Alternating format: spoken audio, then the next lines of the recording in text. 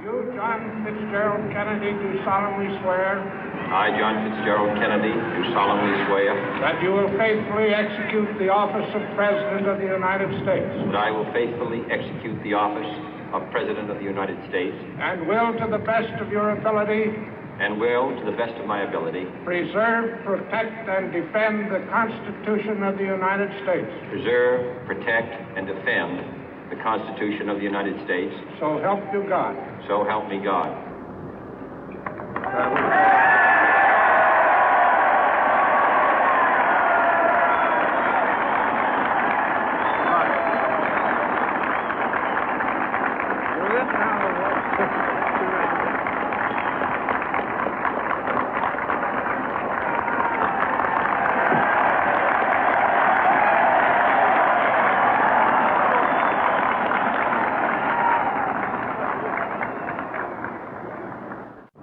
Vice President Johnson, Mr. Speaker, Mr. Chief Justice, President Eisenhower, Vice President Nixon, President Truman, Reverend clergy, fellow citizens. We observe today not a victory of party, but a celebration of freedom, symbolizing an end as well as a beginning, signifying renewal as well as change. For I have sworn before you and Almighty God the same solemn oath our forebears prescribed nearly a century and 3/4 ago. The world is very different now, for man holds in his mortal hands the power to abolish all forms of human poverty and all forms of human life. And yet the same revolutionary beliefs for which our forebears fought are still at issue around the globe. The belief that the rights of man come not from the generosity of the state, but from the hand of God. We dare not forget today that we are the heirs of that first revolution. Let the word go forth from this time and place to friend and foe alike that the torch has been passed to a new generation of Americans born in this century, tempered by war, disciplined by a hard and bitter peace, proud of our ancient heritage, and unwilling to witness or permit the slow undoing of those human rights to which this nation has always been committed and to which we are committed today at home and around the world.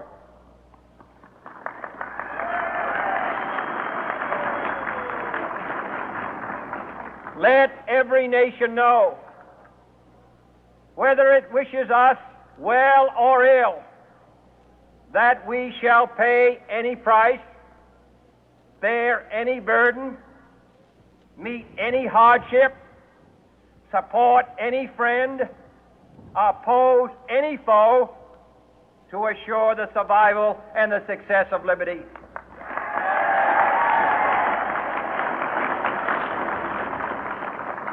This much we pledge and more.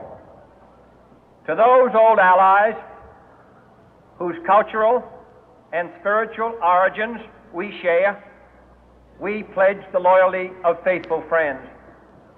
United, there is little we cannot do in a host of cooperative ventures. Divided, there is little we can do, for we dare not meet a powerful challenge at odds and split asunder. To those new states whom we welcome to the ranks of the free, we pledge our word that one form of colonial control shall not have passed away, merely to be replaced by a far more iron tyranny. We shall not always expect to find them supporting our view, but we shall always hope to find them strongly supporting their own freedom, and to remember that in the past, those who foolishly sought power by riding the back of the tiger ended up inside.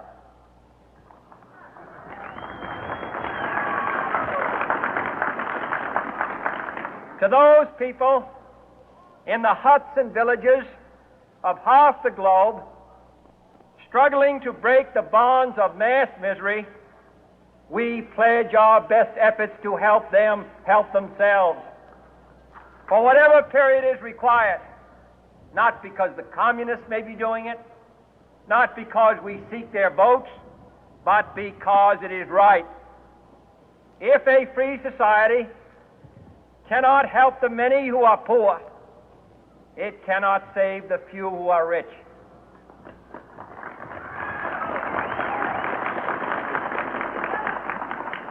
To our sister republics south of our border, we offer a special pledge to convert our good words into good deeds, in a new alliance for progress, to assist free men and free governments in casting off the chains of poverty.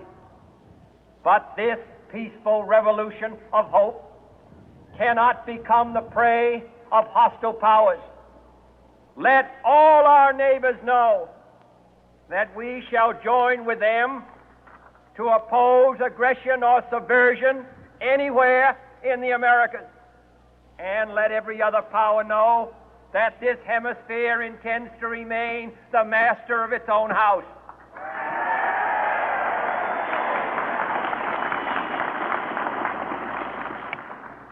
To that World Assembly of Sovereign States, the United Nations, our last best hope, in an age where the instruments of war have far outpaced the instruments of peace, we renew our pledge of support to prevent it from becoming merely a forum for invective, to strengthen its shield of the new and the weak, and to enlarge the area in which its writ may run. Finally, to those nations who would make themselves our adversary, we offer not a pledge, but a request that both sides begin anew the quest for peace. Before the dark powers of destruction, unleashed by science, engulf all humanity in planned or accidental self-destruction, we dare not tempt them with weakness, for only when our arms are sufficient beyond doubt can we be certain beyond doubt that they will never be employed.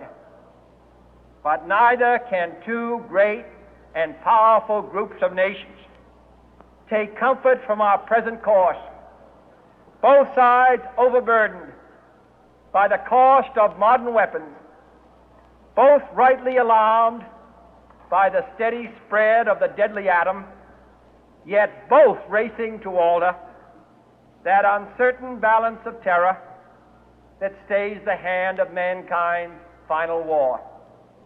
So let us begin anew, remembering on both sides that civility is not a sign of weakness, and sincerity is always subject to proof. Let us never negotiate out of fear, but let us never fear to negotiate.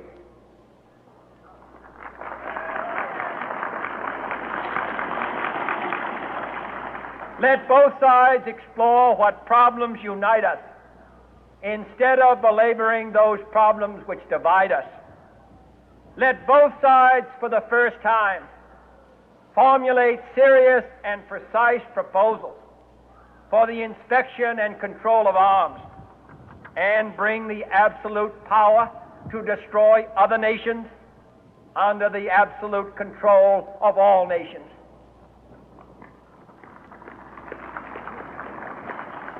Let both sides seek to invoke the wonders of science instead of its terrors.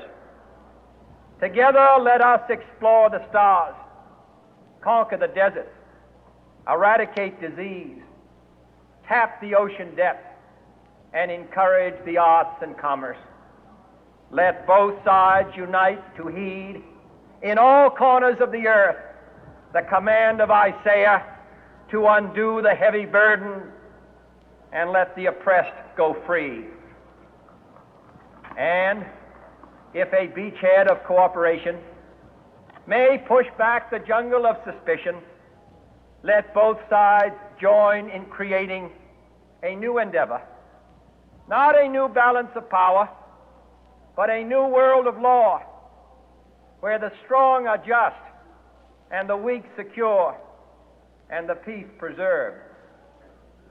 All this will not be finished in the first 100 days, nor will it be finished in the first 1,000 days, nor in the life of this administration, nor even perhaps in our lifetime on this planet.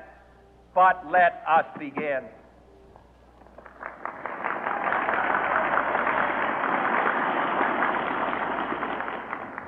In your hands, my fellow citizens, more than mine, will rest the final success or failure of our course. Since this country was founded, each generation of Americans has been summoned to give testimony to its national loyalty.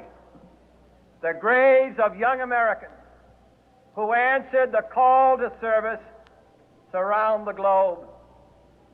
Now the trumpet summons us again, not as a call to bear arms, though arms we need, not as a call to battle, though in battle we are, but a call to bear the burden of a long twilight struggle, year in and year out, rejoicing in hope, patient in tribulation, a struggle against the common enemies of man, tyranny, poverty, disease, and war itself.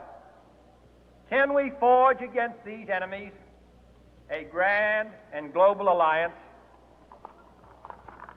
north and south, east and west, that can assure a more fruitful life for all mankind? Will you join in that historic effort?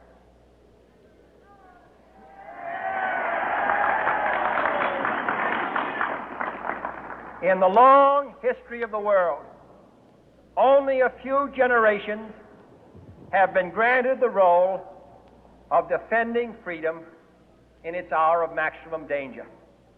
I do not shrink from this responsibility. I welcome it.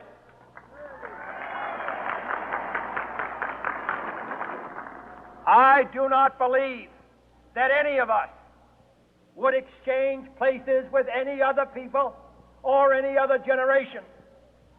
The energy, the faith, the devotion which we bring to this endeavor will light our country and all who serve it.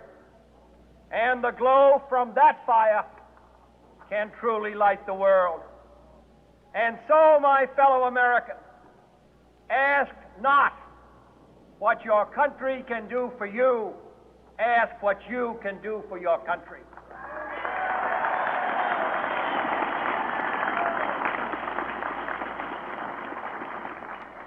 My fellow citizens of the world, ask not what America will do for you, but what together we can do for the freedom of man.